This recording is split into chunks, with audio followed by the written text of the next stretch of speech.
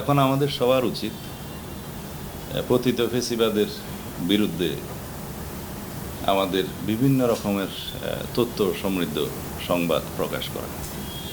যারা দীর্ঘ 15-17 বছরে দেশটাকে বিভিন্নভাবে ধ্বংস করে দিয়ে গেছে, সমস্ত প্রতিষ্ঠান, সাংবিধানিক প্রতিষ্ঠান সহ দেশের সমস্ত অঙ্গ, বিচার বিভাগ, আইন বিভাগ, শাসন বিভাগ সহ, এমনকি ফোর্থ স্টেট, মিডিয়া সহ সর্বত্র যে আমাদের বিভিন্ন যে পছন্দ রয়েছে, ফেসিবাদের যে স্বাক্ষর তারা এখানে রেখেছে তাদের ফেসিবাদী শাসন দীর্ঘায়িত করার জন্য, সেই বিষয়ে আমাদের সোচ্চার হওয়া উচিত।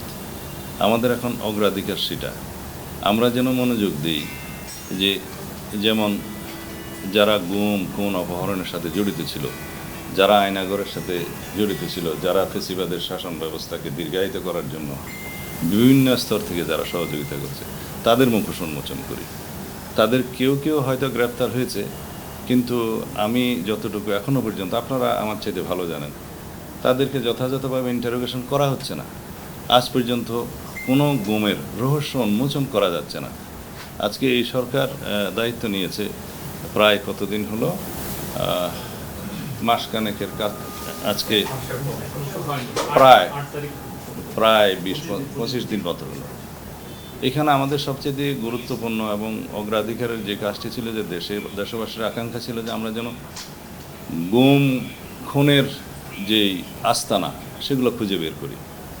যারা বিগত 15-17 বছরে ফেসিবাদের রোশানলে পড়ে যারা জোরপূর্বক অপহরণ হয়েছে, এনফোর্সড ডিসঅ্যাপিয়ারেন্স যেটাকে আমরা বলি, তাদেরকে খুঁজে বের করি।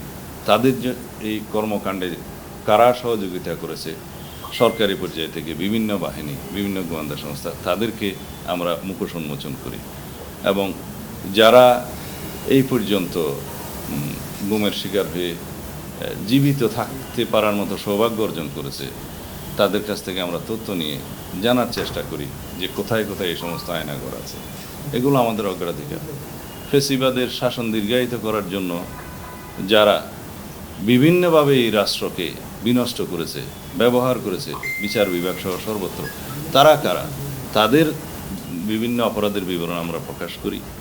এবং বিভিন্ন পর্যায়ে সরকারি চাকরি থেকে রাজনীতির নেতার মতো আচরণ করে এই ফেসিবাদকে দীর্ঘায়িত করার চেষ্টা করেছে বিভিন্ন বাহিনীর এবং বিভিন্ন ব্যুরোক্রেসির, তাদেরকে আমরা চিহ্নিত করি।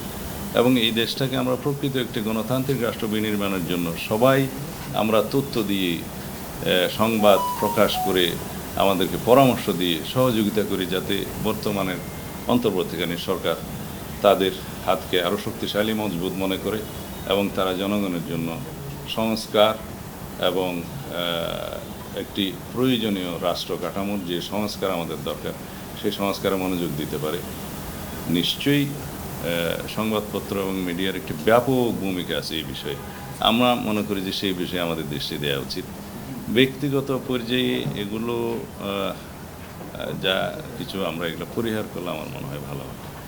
তারপরও আমার অসাবধানতা এবং আমার অনিচ্ছাকৃত ভুলের জন্য আমি আবারও দুঃখ প্রকাশ করছি।